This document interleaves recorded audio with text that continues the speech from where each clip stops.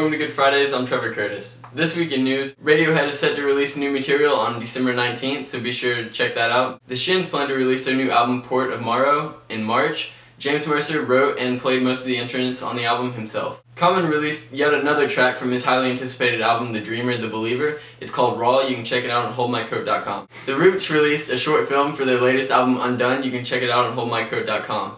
Breaking news. Modest Yahoo shaved his beard.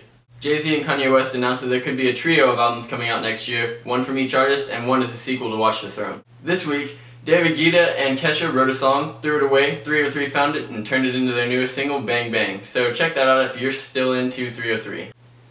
Vinyl International released a new EP this week called Sky Sailor. It includes TRS 80 remixes of tracks from the Tron Legacy soundtrack. Some upcoming releases this week, we have The Dreamer, The Believer from Common, and the Pineapple EP from Downtown Fiction. We also have Give You the Ghost from Polisa and Swego Faults from Wolfgang. And now for this week's reviews. First we have Awaken by Concept, his debut album.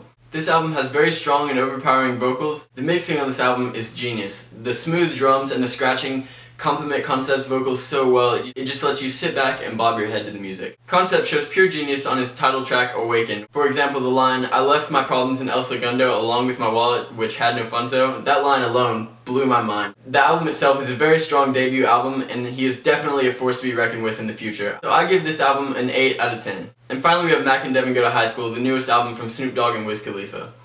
First of all, this album has no meaning at all besides smoking weed.